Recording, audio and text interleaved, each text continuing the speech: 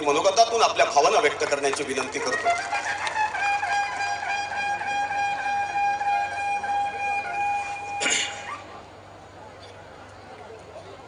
व्यासपीठावर उपस्थित असलेले महाराष्ट्र राज्याचे माजी मुख्यमंत्री, माजी केंद्रीय मंत्री, रत्नागिरी सिंधुदुर्गचे खासदार, आमचे नेते सन्मान्य राणे साहेब, सन्मान्य आई, कुडाळ मालवणचे फिक्स आमदार,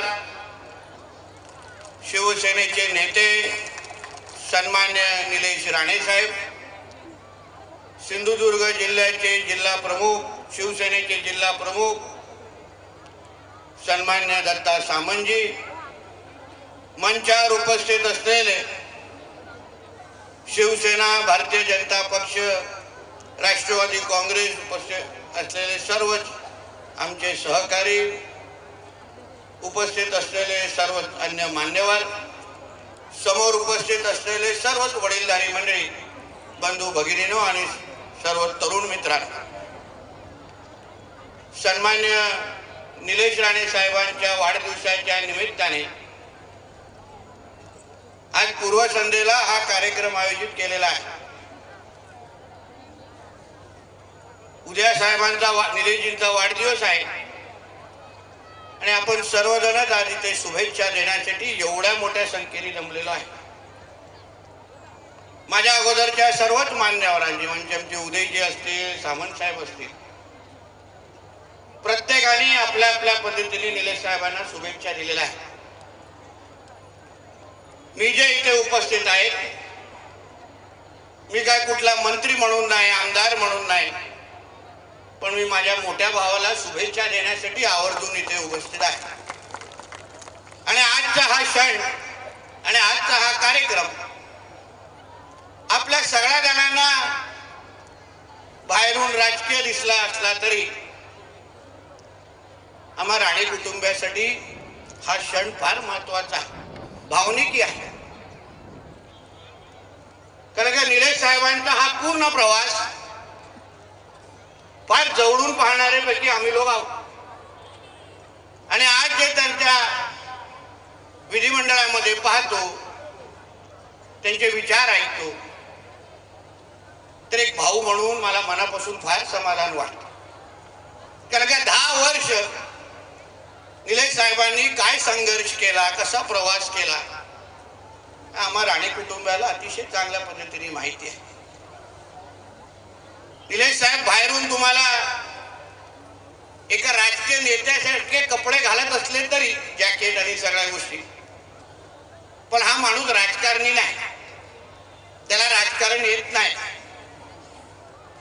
मनाचा राजा ज्याला म्हणतो ना, त्याला निलेश राणे म्हणतो. म्हणजे कपट कारस्थान असो, राजकारण असो, ह्याच्यावर एक दुसऱ्यावर हिशोब चुकते करणे असो, हे त्यांना जमत नाही. त्यांना राजकारणी कोणीही समजू नये. फार सरळ स्वच्छ मनाचा माणूस, मनापासून मित्र मैत्री आणि मनापासून प्रेम करणारा म्हणून माणूस म्हणजे निलेश राणे. आणि म्हणूनच मला असं वाटतं त्यांना या पूर्ण राजकीय प्रवासामध्ये कदाचित जास्त त्रास झालेला आहे. कारण अन्य राजकारणी लोकांसारखं त्यांना कपट कारस्थान जमत नाही. जे मनात आहे तेच ओठावर असतं. आणि कुठेही अगर चुकीचं काही घडलं तर लगेच ते बोलून मोकळे होतात. आणि ह्या काही गुणांमुळे त्यांचं नुकसानही झालेलं आहे. म्हणून आज भाऊ म्हणून त्यांना शुभेच्छा देत असताना, आज त्यांचा आमदार म्हणून कारकीर्द सुरू झालेले आहे. विधिमंडळामध्ये कुडाळ मालवणचा आमदार काय करू शकतो हे 2014 नंतर माझ्या कुडाळ मालवणच्या जनतेला निश्चित पद्धतीने दिसलं असेल, अनुभवायला भेटलं असेल. विधिमंडळातले त्यांची भाषण कोणी काही बोलून दे, निलेश साहेब बाहेर कसे बोलतात, आतमध्ये कसं बोलतात, असं काही नाही. माणसामध्ये अभ्यास आज संधी भेटल्यानंतर निश्चित पद्धतीने तो माणूस दाखवू शकतो. 2009 ते 14 मध्ये खासदार असताना त्यांचे लोकसभेमध्ये आपण अवघड 30, 31, 32 वयाचे होते, पण तेव्हाही लोकसभेमध्ये छाप पडला निलेश साहेब. आणि आता तर विधिमंडळामध्ये जो काय त्यांचा अभ्यास आहे, आकड्यांची जाण आहे, आणि काही करून मी माझ्या कुडाळ मालवणच्या जनतेसाठी मला विधिमंडळाच्या पटलावर उभा राहून मला त्यांच्यासाठी सरकारकडून काहीतरी मिळवायचं आहे, ही भावना जेव्हा ते उभे राहून व्यक्त करतात, मी तुम्हाला विश्वासाने सांगतो, पूर्ण सभागृहात त्यांचं भाषण ऐकण्यासाठी तिथे बसलं असतं, हे माझ्यासाठी फार अभिमानाची गोष्ट आहे. आणि म्हणून मी आवर्जून आपण सगळ्या जणांना, जे काही त्यांचे ओळखणारे लोक आहेत, मित्र आहेत, सहकारी आहेत, आम्ही सगळ्या जणांना, जे जे निलेश साहेबांना ओळखतात ना, मला असं वाटतं की आता निलेश साहेबांना आपण सगळ्या जणांनी मागे बघायला जायचं नाही, त्यांनी पुढेच बघायचं. जे काय अवतीवर तसे निलेश साहेब जसं सुरुवातीला एकदम साधे मानायचे, आणि ह्याचा गैरफायदा घेणारे पण असंख्य लोक आजूबाजू आहेत. त्याचा फटका कधी कधी माझ्या सकट आपल्या सगळ्यांनाही बसतो. पण शेवटी आम्हाला एक गोष्टी माहिती असतात, तो विषय जेव्हा निलेश साहेबांपर्यंत पोहोचेल, निलेश साहेबांना जेव्हा भूमिका घ्यायची वेळ असेल, तेव्हा ते कधीही चुकणार नाही, हा विश्वास ठेवून आतापर्यंत आम्ही सगळ्या जणांनी प्रवास केलेला.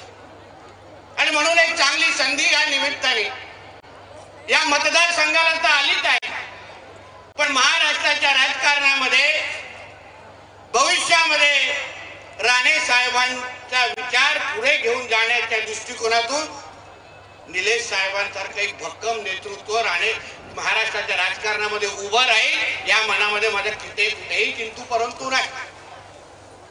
म्हणून आपण सगळ्या जणांनी सांभाळलं पाहिजे. अवतीभोवती आपण काय बोलतो, काय चर्चा करतो, असंख्य प्रयत्न होतात. एक जिल्हा, आपल्या जिल्ह्यामध्ये लहान जिल्हा आहे, मी आणि किंवा कधी कधी आमची आई चर्चा करते, लहान जिल्हा आहे, पण चर्चा केवढ्या, आपलं सोडून बाकीच्या चर्चा करण्यामध्ये फार लोकांकडे वेळ आहे.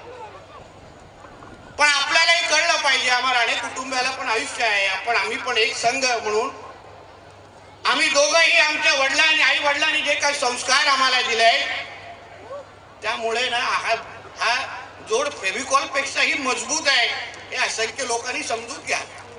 कदाचित फेविकॉल वाले आमच्याकडे येतील की बाबा हे जे काय ना गम आमच्याकडे द्या, एवढं मजबूतीने आम्ही सगळे दोघं जण उभे आहोत. प्रयत्न होतात. काय आहेत आमच्या जिल्ह्यामध्ये 24 तास काड्या लावणारे, ते आता थोडे थोडे गेलेले, पण काय आहे 24 तास त्यांचा हेच कार्यक्रम. निलेश साहेबांकडे जाऊन काय बोलायचं, वेगळं माझ्याकडे येऊन बोलायचं. मग दत्ता सामंत साहेब आणि निलेश साहेबांच्या मध्ये आमच्या रवी चव्हाण साहेब बद्दल काही ना काहीतरी आणायचं.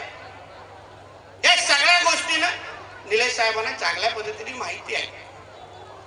म्हणून मी आपल्याला ह्या निमित्ताने आज एक चांगली सुरुवात आहे. आमदार झाल्यानंतरचा पहिला वाढदिवस आहे, म्हणून शुभेच्छा देण्यासाठी आपण सगळेजण आलो आहे. म्हणून शुभेच्छा देत असताना आपल्याला त्यांना मोठं करण्याची पण जबाबदारी आपल्या सगळ्यांवर आहे. ह्याची ही जबाबदारीची जाणीव ठेवून आपण त्यांना शुभेच्छा दिल्या पाहिजे, त्यांच्या बरोबर उभं राहायला पाहिजे. कदाचित क्वचितच लोक निलेश साहेबांना चांगल्या पद्धतीने ओळखत असतील, आम्ही लोक चांगलं ओळखतो. ज्या पद्धतीने ते कुटुंब म्हटलं तर भावनिक, आणि म्हणून त्याचा काही गैरफायदा घेणारे जे लोक आहेत, त्यांनी काही गोष्टी योग्य वेळी थांबवल्या. तर मी तुम्हाला बोलतो की महाराष्ट्राच्या राजकारणामध्ये किंवा आपल्या कुडाळ मालवणसाठी सुवर्ण दिवस भविष्यामध्ये येतील, एवढं मी तुम्हाला विश्वासाने सांगू शकतो, विश्वासाने सांगू शकतो. म्हणून एकंदरीत त्यांच्या प्रतिमा जपण्याचं काम आपल्या सगळ्यांचं आहे. व्यासपीठावर बसलेले, खालती उपस्थित असलेले सगळ्यांचं आहे की त्यांची प्रतिमा कशी आपण जपली पाहिजे, त्यांना साथ कशी दिली पाहिजे, निस्वार्थी पद्धतीने त्यांच्या बरोबर कसं राहिलं पाहिजे. प्रतिमा अगर खराब होत असेल तर त्या गोष्टी आमचे केसरकर साहेब इथे आवर्जून उपस्थित आहे, आवर्जून आपण त्यांचं स्वागत करा. मग काय बोलतो या गोष्टीचं भान ठेवून मला असं वाटतं आपण प्रवास केला पाहिजे. निलेश साहेबांना जेवढा सन्मान आणि मान आमच्या राणे साहेबांबद्दल आहे तेवढाच मान आमच्या फडणवीस साहेबांबद्दल आहे, आमच्या रवी चव्हाण साहेबांबद्दल आहे. आणि वेळेस वेळ दाखवून दिले. मला आठवतं जेव्हा त्यांच्या शिवसेनेचा प्रवेश होत होता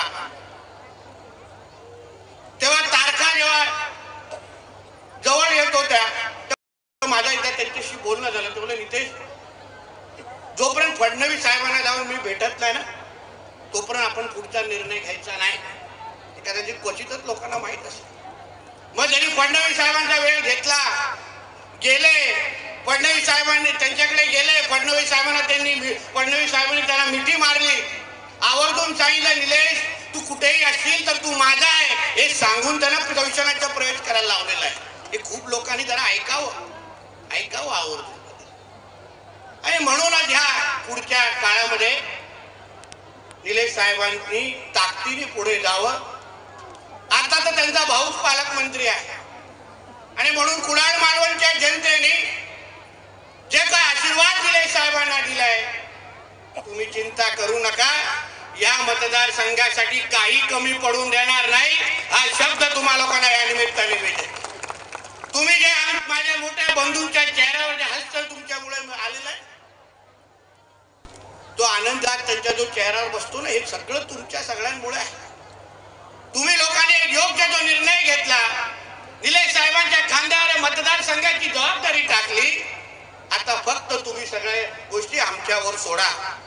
या मतदारसंघातला असा एक प्रश्न सोडणार नाही. ज्या गोष्टीवर निलेश साहेब हात ठेवतील तो प्रश्न सुटला समजत हा विश्वास तुम्हाला मी आजच्या निमित्ताने देतो. म्हणून आपण सगळेजण एकत्र मिळून ताकदीने शिवसेना, भारतीय जनता पक्ष, राष्ट्रवादी काँग्रेस एकत्र मिळून महायुती म्हणून शिवसेना वाढवण्याची जबाबदारी निलेश साहेबांवर निश्चित पद्धतीने आहे. काय दोन विचार नाही. शिंदे साहेबांना असं तरी शब्द दिलाय पण त्याचबरोबर महायुतीचा मान ठेवणं हेही निलेश साहेब कधी विसरणार नाही हे त्यांचा भाऊ म्हणून मी तुम्हाला या निमित्ताने विश्वास देतो. पण उगाच त्याच्यामध्ये काय काड्या लावण्याचं काही कारण नाही. तर बघा आमचे दत्ता सामंत साहेब असतील, आमचे संजय पडतेजी असतील, बरं वाटतं ही आमची जुनी माणसं आहे, खंदेप समर्थक आहे. राणे साहेबांची ओळख आहे. ते जेव्हा समोर होते मला कधी भेटायचे साहेबांचं नाव काढलं तर डोळ्यातून पाशरू काढ. आज आवर्जून भेटले, मी मिठी मारली. मला पडते साहेब तुम्हाला बघून मला फार समाधान वाटतं. पण तो विषय इथपर्यंत थांबला पाहिजे, बाकीचे नको. नाही तो उगाच बोलले की तू जास्त भावनिक होतोय बाकीच्यांना पण आणा असं नको. बाकीच्यांबद्दल मी भावनिक नाही असं आहे, मला माहिती आहे कोणाबद्दल. म्हणून उगाच अडचण नको. नाही तर बाकीचे उगाच तर थांबलेच आहेत उंबरट्यावर. कधी राणे साहेब हो बोलतात आणि लगेच टुणूक करून इथे येतो. पण असं काय होत नाही. केसरकर साहेबांनी त्याची चिंता करू नये. म्हणून परत एकदा सन्माननीय निलेश राणे साहेबांना आज आमदार बघितल्यानंतर मला खूप मनापासून व्हाल. मी इथे आलो त्यासाठी. हे सगळे जे मोठ्या भावाचं जो वैभव बघतोय ना यासाठीच राणे कुटुंब म्हणून आम्ही वर्षानुवर्ष आज थांबलेलो. आणि मला एक गोष्ट माहिती आहे, आता ग्रीप पकडली आहे ना, आता काय कोण त्यांना थांबवण्याची ताकद कोणामध्येच नाही. एवढं मी त्यांना चांगल्या पद्धतीने ओळखतो. परत एकदा निलेश साहेबांना त्यांच्या भावी राजकीय वाटचालीसाठी मी शुभेच्छा देईनच. पण ह्या प्रवासामध्ये तुमच्या मनातल्या सगळ्या इच्छा पूर्ण व्हाव्या. तुम्ही ज्या गोष्टी आतापर्यंत तुम्ही जे स्वप्न पाहिलंय ते सगळे स्वप्न नक्की पूर्ण होतील. एक तुमचा लहान भाऊ म्हणून मी तुम्हाला शुभेच्छा देतो. इथेच थांबतो. जय हिंद, जय महाराष्ट्र.